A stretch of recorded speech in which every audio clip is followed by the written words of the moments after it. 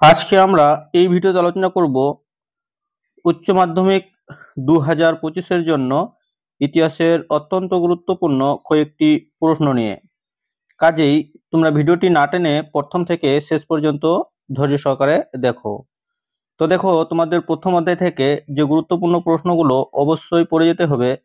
তার মধ্যে 1 নম্বর প্রশ্ন তোমরা অন স্ক্রিন দেখতেই পাচ্ছ, আধুনিক ইতিহাস লিখন পদ্ধতি সম্পর্কে সংক্ষিপ্ত আলোচনা করো। 2 নম্বর প্রশ্ন পড়বে, জাদুঘর কাকে বলে, অতীত পুনর্গঠনে জাদুঘরের ভূমিকা আলোচনা করো। 3 নম্বর প্রশ্ন পড়বে তোমরা, অতীতকে স্মরণ করার ক্ষেত্রে বা ইতিহাস রচনায় মিথ ও কিংবদন্তির গুরুত্ব বা ভূমিকা আলোচনা করো। 4 নম্বর প্রশ্ন পড়বে তোমরা, পেশাদারি ইতিহাস বলতে কি বোঝো, অপেশাদারি ইতিহাসের সঙ্গে পেশাদারি ইতিহাসের পার্থক্য লেখো। দ্বিতীয় অধ্যায় থেকে পড়বে তোমরা, ঔপনিবেশিক রাষ্ট্রগুলিতে জাতিগত ব্যবধানের প্রভাবগুলি লেখো। 2 নম্বর প্রশ্ন, উপনিবেশবাদ ও সাম্রাজ্যবাদ বিষয়ে হবসন লেনিনের তত্ত্ব আলোচনা করো। এই প্রশ্নটি কিন্তু মাধ্যমিক 2025-এর জন্য অত্যন্ত গুরুত্বপূর্ণ, তাই তোমরা ওই প্রশ্নটি একটু মনোযোগ সহকারে বেশি বেশি করে পড়বে এবং লিখে প্র্যাকটিস করবে। 3 নম্বর প্রশ্ন দেখো, সাম্রাজ্যবাদ বলতে কি বোঝো, সাম্রাজ্যবাদ উদ্ভবের কারণগুলি আলোচনা করো। তৃতীয় অধ্যায় থেকে পড়বে তোমরা, চীনের উপর আরোপিত বিভিন্ন অসম চুক্তিগুলির সংক্ষিপ্ত আলোচনা করো অথবা নানকিনের সন্ধির শর্তগুলি লেখো। অবশিল্পায়ন বলতে কি বোঝো, ঔপনিবেশিক ভারতে অবশিল্পায়নের কারণ ও প্রভাব আলোচনা করো। তারপরে পড়বে তোমরা, ভারতে রেলপথ প্রবর্তনের উদ্দেশ্য ও প্রভাব আলোচনা করো। 4 নম্বর পড়বে তোমরা, চিরস্থায়ী বন্দোবস্তের শর্তগুলি লেখো, ভারতের অর্থনীতিতে এর প্রভাব লেখো। ব্রিটিশ ইস্ট ইন্ডিয়া কোম্পানির আমলে ভারতের ভূমি রাজস্ব ব্যবস্থার পরিচয় দাও। তারপর পড়বে তোমরা, পলাশী ও বক্সারের যুদ্ধের ফলাফলের একটি তুলনামূলক আলোচনা করো। এরপরে চলো চতুর্থ অধ্যায়। চতুর্থ অধ্যায় থেকে পড়বে তোমরা, চীনের চৌঠা মে আন্দোলনের কারণগুলি বিশ্লেষণ করো, এই আন্দোলনের প্রভাব আলোচনা করো। 2 নম্বর প্রশ্ন পড়বে তোমরা, ভারতের সমাজ সংস্কারে রাজা রামমোহন রায়ের অবদান আলোচনা করো।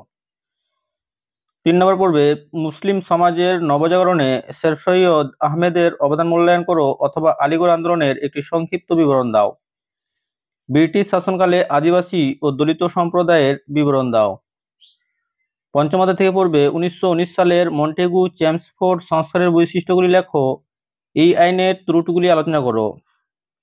2 নম্বর পড়বে, জালিয়ানওয়ালাবাগ হত্যাকাণ্ডের প্রেক্ষাপট আলোচনা করো, এই ঘটনার গুরুত্ব আলোচনা করো। 3 নম্বর পড়বে, লখনৌ চুক্তির শর্তাবলী এবং গুরুত্ব আলোচনা করো। 4 নম্বর পড়বে, রাওলাট আইনের উদ্দেশ্য কি ছিল, গান্ধীজি কেন এই আইনের বিরোধিতা করেছিলেন। এই প্রশ্নটি ঘুরিয়ে আসতে পারে, রাওলাট আইনের শর্তাবলী উল্লেখ করো, এই আইনের বিরুদ্ধে ভারতীয়দের প্রতিক্রিয়া কি ছিল। তারপরে একটু দেখে রাখবে পঞ্চাশের মনবন্তরের কারণ ও ফলাফল। ষষ্ঠ অধ্যায় থেকে পড়বে তোমরা, 1942 এর আগস্ট আন্দোলন বা ভারত ছাড়ো আন্দোলন সম্পর্কে যা জানো লেখো। 2 নম্বর পড়বে, ভারতের স্বাধীনতা সংগ্রামে সুভাষ চন্দ্র বসুর অবদান পর্যালোচনা করো। সপ্তম অধ্যায় থেকে পড়বে, হো চি মিনের নেতৃত্বে ভিয়েতনামের মুক্তিযুদ্ধের একটি সংক্ষিপ্ত বিবরণ দাও। ঠান্ডা লড়াই বলতে কি বোঝো, ঠান্ডা লড়াইয়ের তাত্ত্বিক ভিত্তি বা উদ্ভব সম্পর্কে বিভিন্ন ব্যাখ্যাগুলি আলোচনা করো। ট্রুম্যান নীতি কি, মার্শাল পরিকল্পনার উদ্দেশ্যগুলি কি ছিল। কিউবার ক্ষেপণাস্ত্র সংকটের সংক্ষিপ্ত পরিচয় দাও।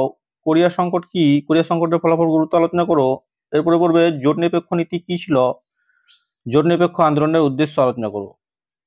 এরপর দেখো অষ্টম অধ্যায়। অষ্টম অধ্যায় থেকে তোমরা পড়বে, স্বাধীন ভারতের প্রথম 3টি পঞ্চবার্ষিকী পরিকল্পনার লক্ষ্য গুরুত্ব আলোচনা করো।